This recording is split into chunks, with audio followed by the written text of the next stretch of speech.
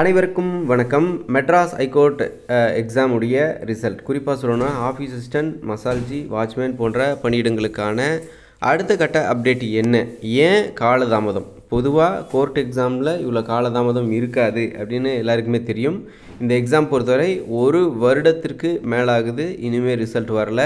So already பார்த்தீங்க அப்படின்னா இப்போ என்னென்ன ப்ராசஸ் முடிஞ்சிருக்கு அப்படின்னாக்கா மார்க் ரிலீஸ் பண்ணாங்க. மார்க்குக்கு பிறகு மார்க் பார்த்ததுக்கப்புறம் என்ன சொன்னாங்க அப்படின்னாக்கா சர்டிஃபிகேட்ஸ் எல்லாம் அப்லோட் பண்ண சொல்லியிருந்தாங்க. ஸோ அவங்கவுங்க வந்து பார்த்திங்க அப்படின்னாக்கா இந்த பீரியாரிட்டி சர்டிஃபிகேட்டுன்னு சொல்லுவாங்க. கம்யூனிட்டி சர்டிஃபிகேட் உட்பட பீரியாரிட்டி சர்டிஃபிகேட்ஸ் ஏதாவது இருக்கும் பட்சத்தில் பிஎஸ்டிஎம், முதல் பட்டதாரி, இந்த மாதிரி பீரியாரிட்டி சர்டிஃபிகேட் இருக்கும் பட்சத்தில் அதெல்லாம் வந்து அப்லோட் பண்ணணும் அப்படின்னு சொல்லியிருந்தாங்க. ஸோ இதையும் வந்து அப்லோட் பண்ணாங்க. அதன் பிறகு இது எப்போ பண்ணுது அப்படின்னா மே மாதம் பண்ணாங்க. மே மாதம் தொடக்கத்தில் மே 10ஆம் தேதிக்குள்ளே இருக்குன்னு நினைக்கிறேன். அதன் பிறகு இப்போ வந்து ஜூன் மாதமே ஆகிடுச்சு. ஒரு மாதத்துக்கு அது அந்த சர்டிஃபிகேட் இதுக்கு முன்னாடி தேர்வுகள்லையும் நடந்திருக்கு, சர்டிஃபிகேட் அப்லோடெல்லாம். ஆனால் அப்லோட் பண்ணதுலேருந்து 10 நாளுக்குள்ளார செலெக்ஷன் பட்டியல் வெளியிட்டுருவாங்க. அதுக்கப்புறம் ப்ராக்டிக்கல் இன்டர்வியூ நடந்துடும். ஆனால் இந்த தேர்வை பொறுத்தவரை ஒரு மாதத்துக்கு பக்கம் ஆக போகுது. இனிமேல் வந்து அடுத்த கட்டமாக ப்ராக்டிக்கல் மற்றும் இன்டர்வியூக்கான ப்ராசஸ் வந்து நடக்கலை. அதுக்கான அப்டேட்ஸும் அஃபிஷியலாக ரிலீஸ் ஆகலை அப்படின்றது குறிப்பிடத்தக்க விஷயம். ஸோ என்ன நடந்துகிட்ருக்கு, ஏன் இந்த காலதாமதம் அப்படின்ற ஆக்சுவல் ரீசன் என்ன அப்படின்றத பார்ப்போம். முதல்ல இந்த வேலைகளை பொறுத்தவரை பொதுவாக தேர்வர்கள் கருதுவது என்ன அப்படின்னாக்கா இது வந்து ஒரு அரசு வேலை அப்படின்னு சொல்லி நினச்சி முயற்சி பண்ணி படித்து எழுதி அரசு வேலை அப்படின்னு சொல்லி ஜாயின் பண்ணிடுறாங்க. அதன் பிறகு வந்து பார்த்திங்க அப்படின்னாக்கா ஆக்சுவலாக இந்த வேலையுடைய நேச்சர் என்ன அப்படின்னு தெரியாமல் பண்ணிடுறாங்க. அதில் என்ன ஆகுது அப்படின்னாக்கா அவங்க ஒரு வாட்ச்மேனாகவோ அல்லது ஆஃபீஸ் அசிஸ்டண்ட்டோ, மசால்ஜியோ ஏதோ ஒரு போஸ்டிங்கில் சேர்ந்துடுறாங்க அப்படின்னா அந்த வேலையை இவங்க செய்யும்போது ரொம்பவே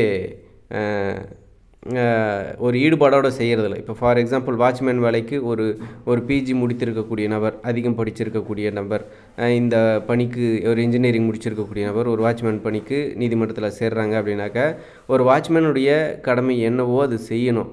ஸோ அவர் வரும்போது கேட்டை திறந்து விடுறதாகட்டும், கார் டோரை வணக்கம் வச்சுட்டு கார் டோரை திறந்து விடுறதாகட்டும், இந்த மாதிரி வேலைகளை கட்டாயமாக செய்யணும். எவ்வளோ பேர் கூட்டமாக இருந்தாலும் அந்த வேலையை உங்களுடைய கடமைகளை நீங்கள் செய்யணும்.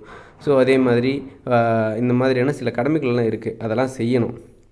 ஆனால் பொதுவாக இந்த வேலைகளெல்லாம் செய்யும்போது கொஞ்சம் இது என்னடா வேலை அப்படின்ற மாதிரி கொஞ்சம் இதாக நினைக்கிறாங்க, நிறைய படிச்சிருக்கிறதன் காரணமாக. ஸோ அதனால் என்ன நடக்குது அப்படின்னாக்கா குறைஞ்சபட்சம் ஒரு 3 மாதம் வேலை செய்கிறதுக்குள்ளாரே 1 மாதம் 2 மாதத்துல என்ன பண்ணுறாங்க அப்படின்னாக்கா வேலையை விட்டு போயிட்டு இல்லை நான் வேறு வேலைக்கு ட்ரை பண்ணுறேன், அந்த மாதிரி வேலையை விட்டு போயிருக்கக்கூடிய நிறைய பேர் இருக்காங்க. ஸோ அதனால் அகைன் என்ன ஆகுது அப்படின்னாக்கா அதே போஸ்டிங், அதே வேக்கண்ட்டு அப்படியே கண்டினியூ ஆகுது, க்ரியேட் ஆகுது மீண்டும். ஸோ அதனால் என்ன தான் தேர்வு வச்சு என்ன தான் நடைமுறை வச்சு எடுத்தாலும் அதில் இருக்கிறதில்ல.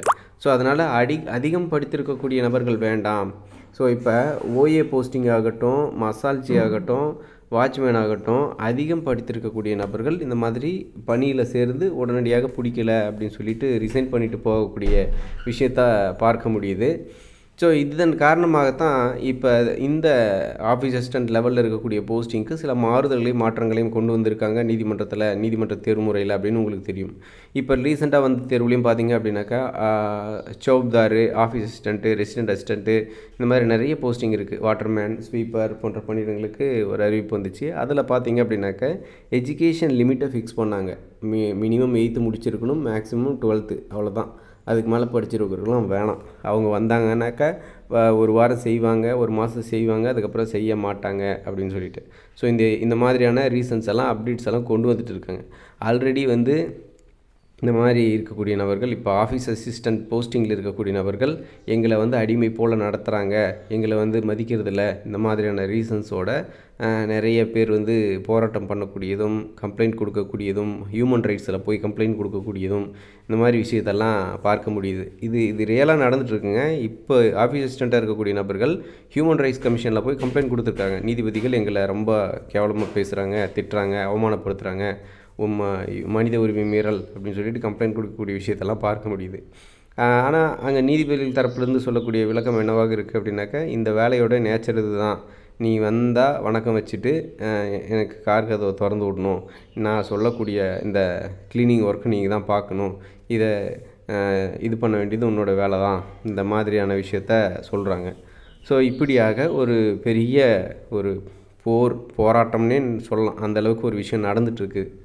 ஸோ நமக்கு தெரிஞ்சாலும் தெரியலனா இப்படி ஒரு விஷயம் நடந்துகிட்ருக்கு. ஸோ இப்படி ஒரு சங்கடமான சூழ்நிலை இருக்கும்போது இதை வந்து சரி பண்ணணும் அடுத்த தேர்விலிருந்து என்பதற்காக நிறைய அப்டேட்ஸ் கொண்டு வந்திருக்காங்க புதுசாக வந்திருக்கக்கூடிய இதில். இப்போ இந்த பழைய தேர்வுலையும் பார்த்தீங்க அப்படின்னாக்கா பழைய நடைமுறை ஒரு நோட்டிஃபிகேஷன் வந்துருச்சுன்னா அந்த நோட்டிஃபிகேஷன் படி அப்படியே எடுத்துட முடியாது. அப்படி தான் எடுக்கணும், ஆனால் அப்படியே எடுத்துட மாட்டாங்க. ஏன்னாக்கா இப்போ இந்த இஷ்யூஸ் எல்லாம் என்னென்னு தெரிஞ்சிருச்சு. அகைன் சில பேர் எடுக்கும்போது அதே இஷ்யூ தான் வரும். ஸோ அதனால் இதுக்கான சில தேர்வு முறையில் மாற்றத்தை கொண்டு வர முடியாது. அதாவது இந்த ப்ராக்டிக்கல் மற்றும் இன்டர்வியூவில் இதை எப்படி கொண்டு போகலாம் என்பது குறித்த ப்ராசஸ் வந்து ரொம்ப ஹெவியாகவே பண்ணிகிட்ருக்காங்க அப்படின்னு சொல்லிட்டு தகவல். இதை பற்றி ஆல்ரெடி நம்ம வீடியோஸில் சொல்லியிருக்கோம். இதுதான் தற்போது இருக்கக்கூடிய விஷயம். அதர்வைஸ் பார்த்தீங்க அப்படின்னாக்கா எந்த ரீசன்ஸும் இல்லை. இது டிலே ஆகிறதுக்கும் காலதாமதம் ஆகும், இது லேட் ஆகும் அப்படின்றதுக்கும். ஸோ அதனால் கூடிய விரைவில் இப்போ வந்து பார்த்திங்க அப்படின்னாக்கா இந்த 10th லெவல் ஜாப்ஸ் இருக்குது பார்த்திங்களா, இந்த ரீடர், பெய்லிஃப் இந்த மாதிரி பணியிடங்களுக்கு எல்லாமே அந்த போஸ்டிங்ஸ் எல்லாம் கம்ப்ளீட் பண்ணிட்டாங்க, எக்ஸாமினர் போஸ்டிங்ஸ்க்கெல்லாம். ஸோ அது வந்து இன்னும் சில மாவட்டத்தில் அப்பாயின்மெண்ட் ஆர்டர் வராமல் இருந்துச்சு. அந்த ப்ராசஸ் எல்லாம் கம்ப்ளீட் ஆகிடுச்சு. அடுத்ததாக ஆஃபீஸ் அசிஸ்டன்ட், மசாஜ் வாட்ச்மேன் பணியிடங்களுக்கான ப்ராக்டிக்கல் இன்டர்வியூ ப்ராசஸ் தான் நடக்க போகுது. ரைட்டா?